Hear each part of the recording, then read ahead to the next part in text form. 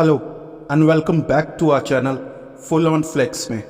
तो कहानी शुरू होती है एक फाइट क्लब से, जहां एक फाइट चल रही होती है और एक लड़की को देखते हैं जो कि इस फाइट क्लब में किसी कार्टर फोर्ड नाम के बॉक्सर को ढूंढने आई होती है।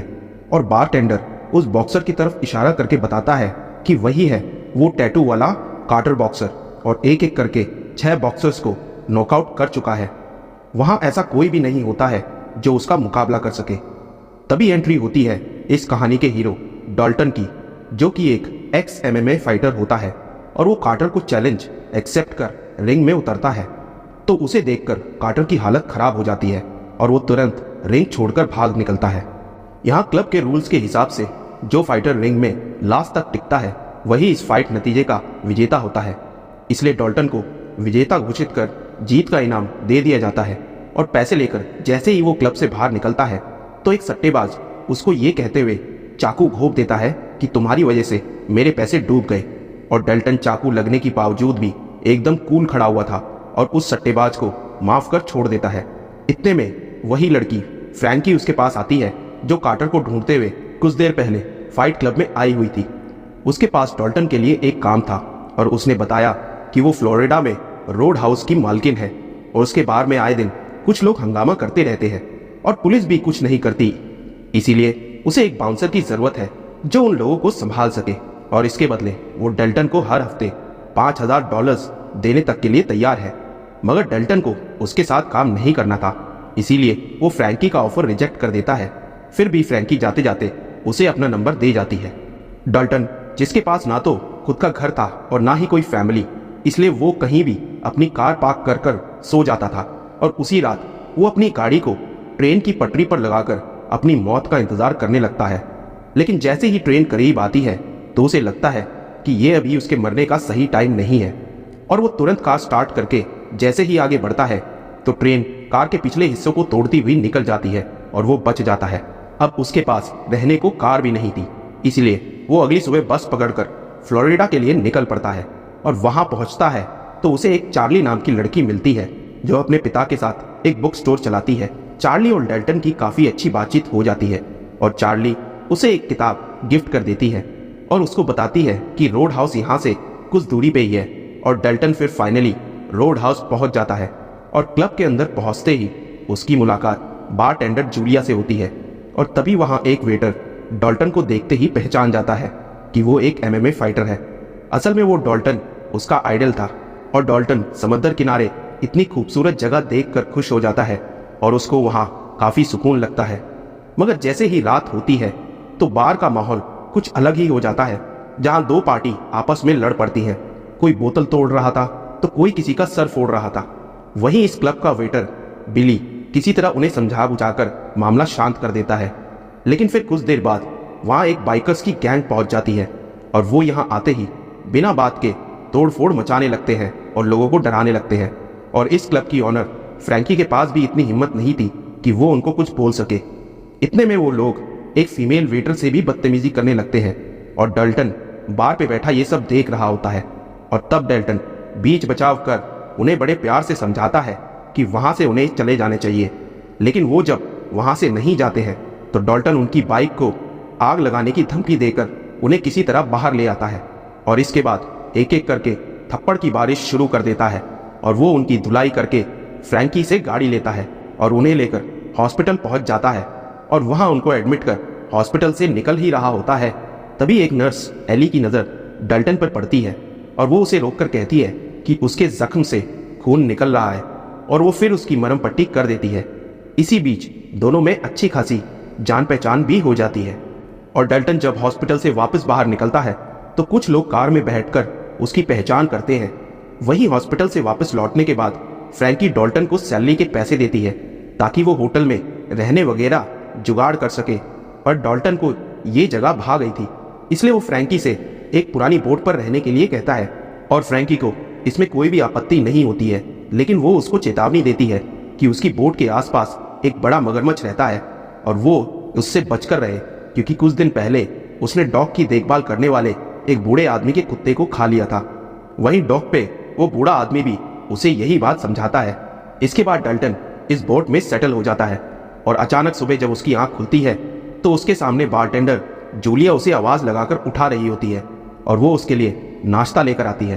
तब वो डॉल्टन को बताती है कि अब तक वो कई बाउंसर्स को बुला चुके हैं मगर कोई भी यहाँ 2 दिन से ज़्यादा नहीं टिकता और इसी चक्कर में जूलिया परेशान होकर नौकरी छोड़ने वाली थी। पर अब उसे डॉल्टन से काफ़ी उम्मीदें हैं और उसे भरोसा है कि वो सब कुछ ठीक कर देगा और ये जगह पहले की तरह हो जाएगी। जूलिया की बात सुनने के बाद वो टहलते हुए चार्ली के बुक स्टोर पहुंचता है। दरअसल उसे कंप्यूटर पर कुछ काम था और चार्ली उसको अपना कंप्यूटर यूज करने के लिए कह देती है। फिर डॉल्टन अपना काम करने लगता है कंप्यूटर पे कि तभी कुछ गुंडे बाहर एक दुकानदार से बदसलूकी करते देख चार्ली तुरंत बैट उठाकर उन्हें जाने के लिए कहती है, लेकिन वो दोनों चार्ली की ही तरफ बढ़ने लगते हैं। तभी उसी वक्त डॉल्टन भी स्टोर से बाहर आकर उनको देखता है और जैसे ही वो डॉल्टन को देखते हैं वो तुरंत वहां से निकल जाते हैं क्योंकि उनमें से एक आदमी की पिछली रात डॉल्टन ने धुलाई की थी। इसके बाद डॉल्टन चार्ली से उसके पेरेंट्स के बारे में पूछता है और इस पर चार्ली जवाब देती है कि उसकी माँ तो 4 साल पहले ही गुजर गई थी। वहीं उसके डैड अपनी दूसरी जॉब पर जाते हैं क्योंकि इस इलाके में किताबें बेचकर घर चलाना बहुत ही मुश्किल काम है। डॉल्टन चार्ली की परेशानी समझने के बाद वापस रोड हाउस लौट आता है और वहीं दूसरी ओर एक महंगी बोट पे एक ब्रैड नाम का आदमी अपने गुंडों से डॉल्टन के बारे में जानता है और उसको पता चलता है कि उसने उसके आदमियों की पिटाई की है। तब वो कहता है कि रोड हाउस में तोड़फोड़ जारी रहनी चाहिए, पर उसका मेन आदमी डेल अभी भी हॉस्पिटल में भर्ती था, इसीलिए ये उसके ठीक होने तक के लिए शांत रहे। इस बीच रोड हाउस पहले की तरह फिर से जगमगा उठता है और हर शाम टूरिस्टों की तादाद और बढ़ने लगती है और सब कुछ अच्छा चल रहा होता है। फिर एक रात डॉल्टन बार से छूटने के बाद खाना खाने के लिए रेस्टोरेंट की ओर जा रहा था कि तभी पीछे से एक कार वाले ने उसे कुचलकर मारने की कोशिश की, पर डॉल्टन बाल बाल बच जाता है और इसके बाद भी वो कार वाला नहीं रुकता और बैक गियर में डालकर डॉल्टन को तेज टक्कर मारता है और डॉल्टन कार के पिछले हिस्से में गिर जाता है और गाड़ी ब्रिज से टकराकर आधे में लटक जाती है और कार में से 2 लोग मौका रहते निकल जाते हैं, लेकिन डॉल्टन कार के साथ ही ब्रिज के नीचे पानी में गिर जाता है। इसके बाद वो घायल हालत में किसी तरह अपनी बोट पर वापस आता है, लेकिन वहां पहले से ही डेल गन लेकर उसकी ताक में बैठा होता है। लेकिन डॉल्टन सही मौका देखकर उस पर हमला कर देता है और दोनों के बीच हाथापाई में डॉल्टन डेल को पानी में फेंक देता है और साथ ही उसकी गन भी पानी में फेंक देता है।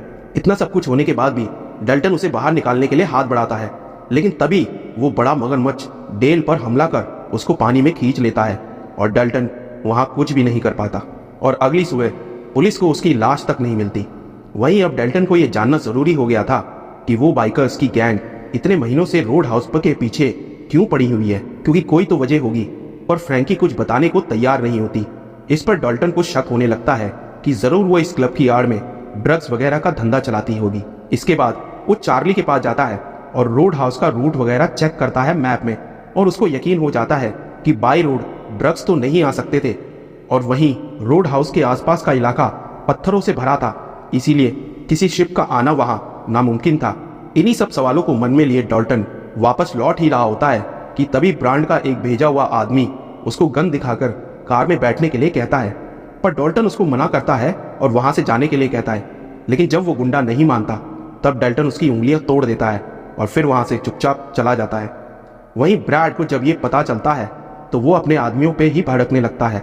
वहीं उसके टेबल पर होटल का एक मॉडल भी रखा हुआ था जिससे अंदाजा लगाया जा सकता था कि वो रोड हाउस को क्यों हथियाना चाहता था। इतने में जेल से उसके डैड का ही कॉल आ जाता है और वो ब्रैड को खरी खोटी सुनाने लगते हैं और उसको हिदायत देते हैं कि अब वो ये मैटर खुद संभाल लेंगे। दरअसल इस काम के लिए उसके डैड ने किसी और को हायर कर लिया था और उस खूंखार आदमी का नाम था नॉक्स। वो किसी के घर में कांड करके भाग रहा था और वो रोड हाउस का जिम्मा अब अपने सर ले लेता है। अब अगली सुबह वो डॉक्टर एली जिसने डॉल्टन की मरहमपट्टी की थी वो बोट लेकर उससे मिलने आती है। इससे पहले वो आए दिन ब्रेकफास्ट के टाइम मिलते ही रहते थे, पर आज वो सीधा उसकी बोट हाउस तक आ पहुंचती है। डॉल्टन भी उसकी बात मना नहीं कर पाता और दोनों समुद्र की ओर निकल पड़ते हैं और एक शांत जगह पे वो दोनों बियर पीने लगते हैं और एली के बिहेवियर को देखकर डॉल्टन उससे ये कहकर पीछा छुड़ाने लगता है कि वो एक अच्छा आदमी नहीं है, वो एक बदनाम फाइटर है। लेकिन एली उसको पसंद करती है, इसीलिए उसे कुछ फर्क नहीं पड़ने वाला था क्योंकि वो डॉल्टन के बारे में इंटरनेट पर सब कुछ पढ़ चुकी थी। उधर नॉक्स फरारी भगाते हुए ब्रैड के अड्डे पर पहुंच जाता है और वहां वो ब्रैड के गुंडों से मिलता है और फिर कुछ देर बाद ब्रैड भी वहां पर आता है और नॉक्स ब्रैड को डॉल्टन को मारने का अपना प्लान बताता है। इधर जब एली और डॉल्टन भी वापस लौटते हैं तो उनके आते ही पुलिस वाले डॉल्टन को डेल के केस के बारे में पूछताछ करने के लिए अपने साथ ले जाते हैं। इसके बाद सीनियर इंस्पेक्टर डॉल्टन को बहुत डराने धमकाने की कोशिश करता है और धमकी देता है कि उसको किसी फर्जी केस में फंसा देंगे, एनकाउंटर करवा देंगे। पर डॉल्टन पे धमकी का कोई असर नहीं पड़ता। वो इंस्पेक्टर को मना कर देता है कि वो इस शहर को छोड़कर कहीं नहीं जाने वाला, जिस पर वो उसे गाड़ी से घसीटकर निकाल कर पीटने लगते हैं। तभी वहाँ एली आके इंस्पेक्टर को एक थप्पड़ जड़ देती है और डॉल्टन को वहाँ से लेकर निकल जाती है। दरअसल वो इंस्पेक्टर एली का पिता होता है और वो डॉल्टन को बताती है कि उसका पिता एक करप्ट पुलिस ऑफिसर है और पहले वो ब्रैड के पिता के लिए ड्रग स्मगलिंग में मदद करते थे, और जब वो जेल चला गया तो उसके बाद वो उसके बेटे के लिए काम करने लगे। अब तक डॉल्टन को सारा खेल समझ में आ चुका था। दूसरी ओर चार्ली के बुक स्टोर के पास कुछ गुंडों को दिखाया जाता है जो हाथ में लोहे की रॉड और तेल का डिब्बा लेकर स्टोर के अंदर घुस जाते हैं। अब तक शाम भी हो चुकी थी और क्लब खचाखच लोगों से भरा हुआ था। इसी बीच नॉक्स वहां पर ब्रैड के गुंडों के साथ वहां पहुंच जाता है और जबरदस्ती वहां पर सबको डराने और तोड़फोड़ करने लगता है, और जब कोई बीच में आता है तो उसे गोल्फ स्टिक से बुरी तरह पीटने लगता है और डॉल्टन का नाम जोर जोर से चिल्लाता है। और फिर वहां एक बार फाइट शुरू हो जाती है और वहां सब एक दूसरे पर अपना गुस्सा निकालने लगते हैं। तब डॉल्टन नॉक्स को समझाता है कि उसे अपने आदमियों को लेकर यहाँ से चले जाना चाहिए, पर वो डॉल्टन को देखते ही उस पर हमला कर देता है। देखते ही देखते दोनों के बीच फाइट शुरू हो जाती है और नॉक्स डॉल्टन पे भारी पड़ने लगता है, लेकिन डॉल्टन अपने गुस्से को रोक कर वहाँ सब कुछ छोड़कर निकल ही रहा होता है कि तभी एली वहाँ पुलिस वालों को लेकर पहुँच जाती है, इसलिए सब वहाँ से निकल जाते हैं। इसके बाद डॉल्टन अपना सामान लेके वहाँ से निकल रहा होता है बस पकड़ने के लिए। तभी वो चार्ली के बुक स्टोर के पास जब पहुँचता है तो वहाँ फायर ब्रिगेड को देखकर जले हुए स्टोर के अंदर जाता है और वहाँ उसे पता चलता है कि चार्ली और उसके पिता हॉस्पिटल में हैं, और वो समझ जाता है कि ब्रैड के लोगों ने ही स्टोर को जलाया है। और अब उसमें गुस्सा भर जाता है और उसका मूड चेंज हो जाता है और वो सीधा ब्रैड के अड्डे पर पहुंचता है और वहां उसे उसका खास आदमी मिलता है और वो ब्रैड के उस खास आदमी की एक ही घुसे के साथ उसकी सांस रोक देता है और वो वहीं मर जाता है। इसके बाद फ्लैशबैक में दिखाया जाता है कि एक MMA फाइट के दौरान कैसे डॉल्टन ने गुस्से में आके उसके अपोनेंट जो कि उसका एक दोस्त था उसकी जान ले ली थी। इसके बाद उसको फेडरेशन से निकाल दिया गया था। उसकी ज़िंदगी बद से बदतर होती चली गई थी और यही कारण था कि एक रात उसने अपनी जान लेने की भी कोशिश की थी। इसके बाद डॉल्टन उस आदमी की लाश को गाड़ी में लोड कर ही रहा होता है कि तभी उसे वहाँ ब्रैड का एक और आदमी मिलता है और डॉल्टन उससे उसके बॉस का पता पूछता है, पर वो डॉल्टन को देख पहले ही घबराया हुआ था और वो ब्रैड का पता तो नहीं जानता था, पर उसने ब्रैड के कुछ खास लोगों से सुना था कि कल सुबह 5 बजे वो लोग हार्वेस्ट की के पास पैसों का कुछ लेन देन करने वाले हैं। और अगली सुबह डॉल्टन मीटिंग वाली जगह पहुंच चुका था और वो देखता है कि इस काम में काफ़ी पुलिस वाले भी मिले हुए थे। इधर एक पुलिस वाला जब एक बॉक्स को बोट की ओर घसीट कर ले जा रहा होता है तो मौका देखकर डॉल्टन उसकी गन छीन लेता है और उसकी गन के हैंडल से उसके सर पर मारकर उसे बेहोश कर देता है। और जब डॉल्टन उस बॉक्स को खोलता है तो वो हक्का बक्का रह जाता है। पूरा बॉक्स नोटों की गड्डियों से भरा था। इसके बाद वो पुलिस वाले की गन लेकर रात को जिस आदमी को टपकाया था उसके सीने में 6 की 6 गोलियां उतार देता है ताकि ऐसा लगे कि ब्रैड के अपने लोगों ने ही पैसे के लालच में आकर उसके पैसे चुरा लिए। फिर वो एक लकड़ी उठाकर उस पुलिस वाले के सर पर मारकर उसे बेहोश कर देता है। अब अगले दिन डॉल्टन कुछ बड़ा धमाका करने के लिए एक बम तैयार कर रहा होता है। इसी बीच एली का डैड उसके पास आ जाता है। दरअसल उसका काम था ब्रैडी के पैसों को सही सलामत उस तक पहुंचाना, पर डॉल्टन ने उसके पैसे चुरा लिए थे, इसलिए ब्रैड ने उसकी बेटी एली को उठवा लिया था और वो यहाँ एक पिता की हैसियत से मदद मांगने आया था।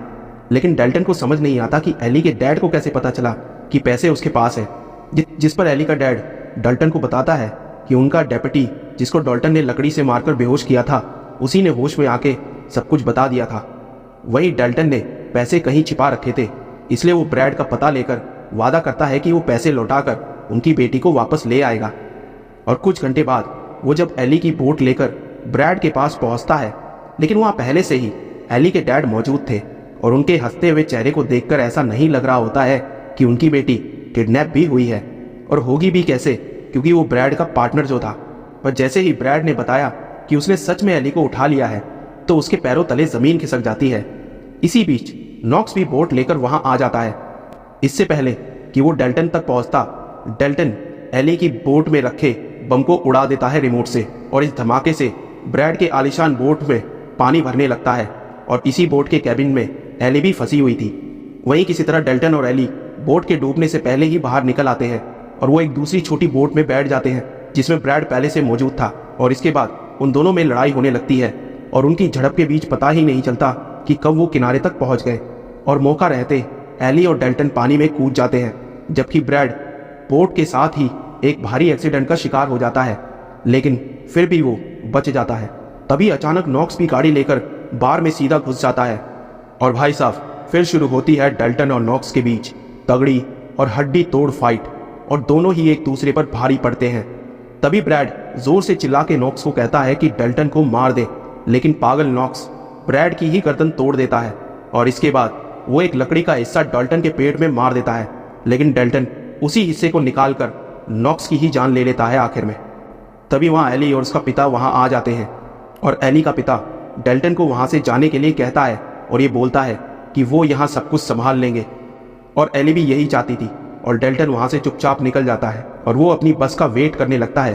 तभी चार्ली वहाँ पर आ जाती है और वो चार्ली को गुड बाय कहता है कि तभी चार्ली के पिता को अपने स्टोर में वही बॉक्स मिलता है पैसे से भरा हुआ, और वो फौरन डेल्टन को आवाज़ लगाते हुए स्टोर के बाहर आते हैं, लेकिन तब तक डेल्टन बस में बैठकर वहाँ से निकल चुका होता है।